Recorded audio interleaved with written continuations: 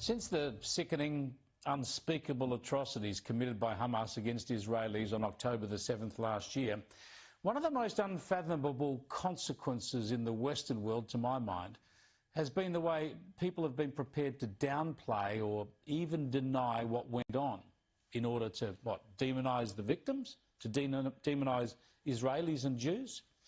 Feminists who 5 minutes ago were front and centre in the Me Too movement and rallying around slogans about believing all women, they've tried to dismiss the rape and torture of Israeli women and hostages.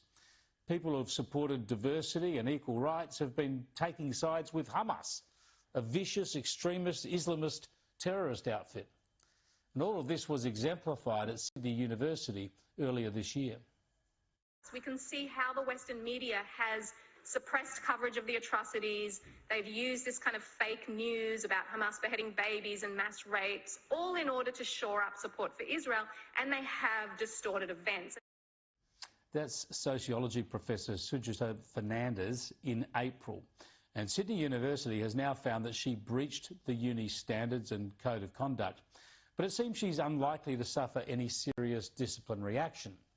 Just how human beings could show such disregard for the facts or seeming disregard for fellow human beings is beyond me, especially given so much direct evidence of these atrocities is available, including from first-hand witnesses. Now, these accounts are so harrowing, I've got to warn you about what you're about to hear. And then I'm starting to calculate what is worse, to get kidnapped or to be raped or to get shot. What's worse? What's better? I heard the girls who were yelling came from this side and also from this side. It like surrounded me.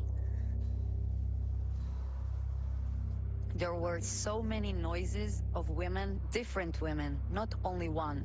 I remembered that he said, "Azovota, leave her alone."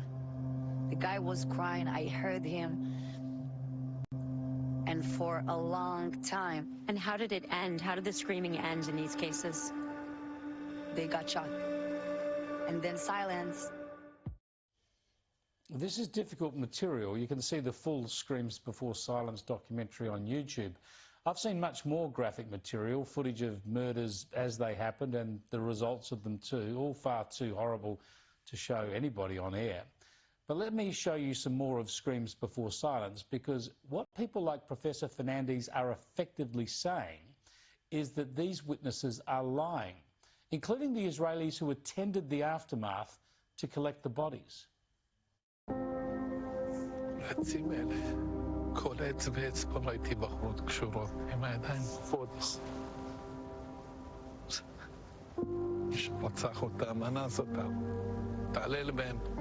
פה בעצים האלה. מעל 30 בנות נרצחו ונאנסו פה. לראות דברים כאלה.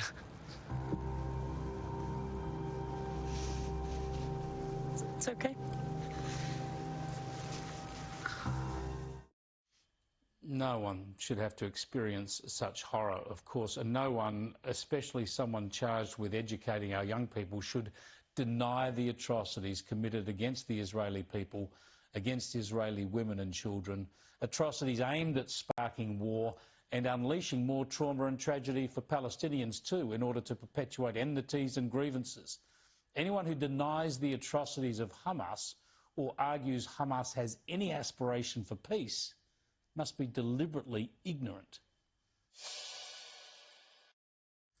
Let me bring in Simone Abel. She's the head of legal for the Executive Council of Australian Jewry, and she's the one who lodged the complaint with Sydney University. Thanks for joining us, Simone. First up, you know that this professor was found to be in breach of the code of ethics, of the standards at the university.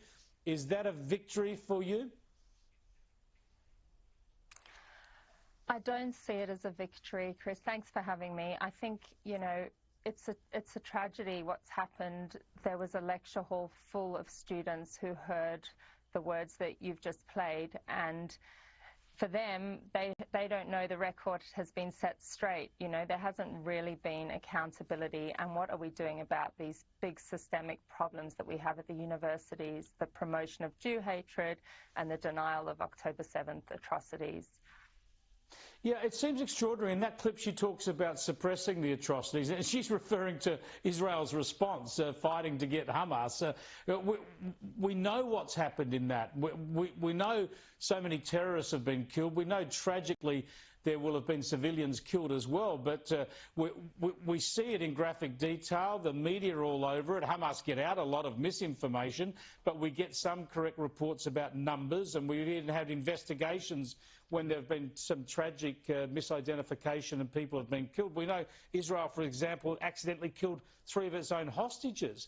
But how could you, a logical, rational person, say there's been any denial of that, yet at the same time deny the atrocities of October the 7th, which, if anybody wants to spend the time, you can find so much horrific video footage showing exactly what happened.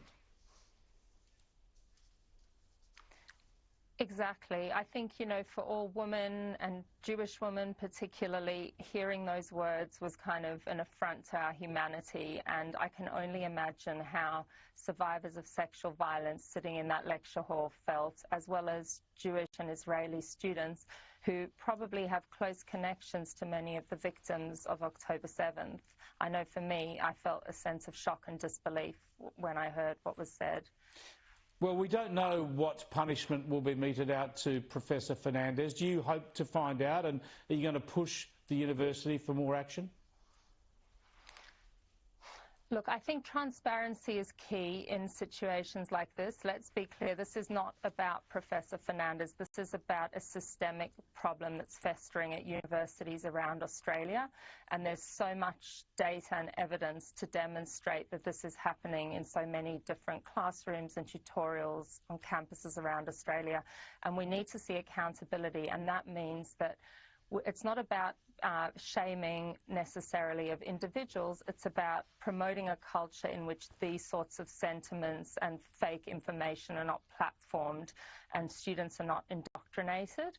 And, you know, it comes off of the back of a huge amount of investment by government over the last few years. We had the Change the Course report. We've had the National Student Safety Survey. We've had a lot of work to seek accountability for victims of sexual violence on university campuses.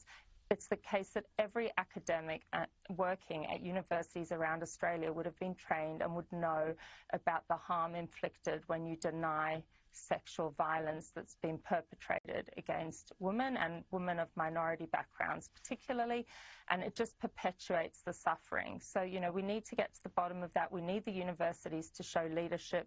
University of Sydney has been particularly lacking in leadership. It's been well documented, and so we would like there to be more publicity around how the universities are going to treat people who are promoting misinformation and disinformation to impressionable minds. They're supposed to be places where facts take precedence, and they've got to get back to that. Thanks so much for joining us, Simone. I appreciate it. Simone Abel there. And the universities sure have debates and about different views, but they've got to start with facts and factual information from their lecturers, surely.